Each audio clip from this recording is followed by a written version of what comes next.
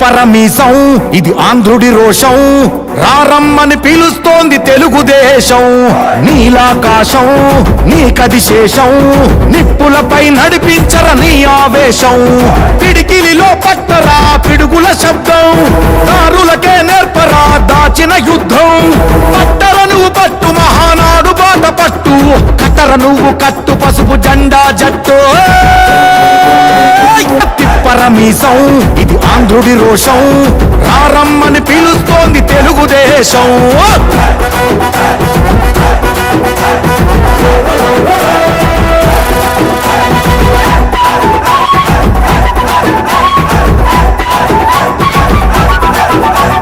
నందమూరి ఆవేశపు అర్థం నువ్వు, చంద్రబాబు స్వర్ణాంధ్రకు అర్థం నువ్వు. నందమూరి ఆవేశపు అర్థం నువ్వు, చంద్రబాబు స్వర్ణాంధ్రకు అర్థం నువ్వు. ఈ ప్రభుత్వం మటుకు కేవలం మీట నొక్కి తద్వారా ఓట్లు లబ్ధి పొంది గెలవాలనే తాపత్రయమే తప్పితే ఈ రాష్ట్ర భవిష్యత్తు, ఈ రాష్ట్రంలో ఉన్నటువంటి కుటుంబాలకు సంబంధించిన బిడ్డల భవిష్యత్తుని గాలికి వదిలేసింది అనే విషయంలోనే నేను విభేదించి మళ్ళీ బయటికి రావడం జరిగింది. ఈ రోజు వాలంటీర్లు లేక, వాలంటీర్లు చంద్రబాబు నాయుడు గారు ఆపినందువల్ల పెన్షన్లు అందలేదని చెప్తున్నారు. ఎన్నికల నిబంధనల మేరకు వాలంటీర్లు ఆ రోజు నియమించింది ఎవరు? మేమే. గ్రామంలో ఉన్నటువంటి వైఎస్ఆర్ కాంగ్రెస్ పార్టీ నాయకుడు మాకు లిస్ట్ ఇస్తే ఆ లిస్ట్ ఇచ్చిన కుటుంబాలనే మేము వాలంటీర్లుగా నియమించాం. అంటే ఈ రాష్ట్రంలో శాసనసభ్యులందరూ లేదా ఇన్ఛార్జీలు ఇచ్చిన వాళ్ళే వాలంటీర్లు.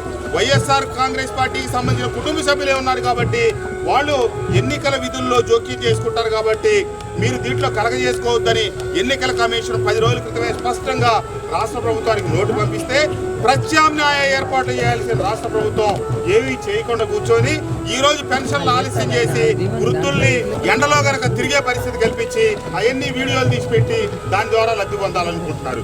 కానీ వాస్తవంలో జరుగుతుంది ఏంటంటే ఈ చివర ఎన్నికలు సమీపించిన తర్వాత గడిచిన 15-20 రోజుల్లో ఈ రాష్ట్రంలో బటన్ నొక్కే కార్యక్రమం తప్పితే అభివృద్ధి లేదు. కాబట్టి ఎన్నో లక్షల కోట్ల డబ్బు కాంట్రాక్టులకు పెండింగ్ పడి ఉంది. దాదాపుగా 152 లక్షల కోట్ల రూపాయల డబ్బు కాంట్రాక్టులకు ఇవ్వాల్సింది.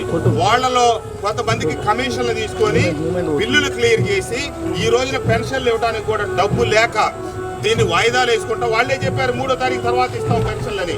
కానీ కాలయాపన చేసి ప్రజల్ని అవస్థల పాలు చేసి ఈ నెపమంతా తెలుగుదేశం మీద, చంద్రబాబు నాయుడు గారి మీద మోపి ఏదో దాని నుంచి కూడా మళ్ళీ ఎన్నికలు లబ్ధి పొందాలని చూస్తున్నారు. తెలుగుదేశం పార్టీ కుటుంబ సభ్యులు ఈ వాస్తవాలు ప్రజల్లోకి తీసుకెళ్లాలి.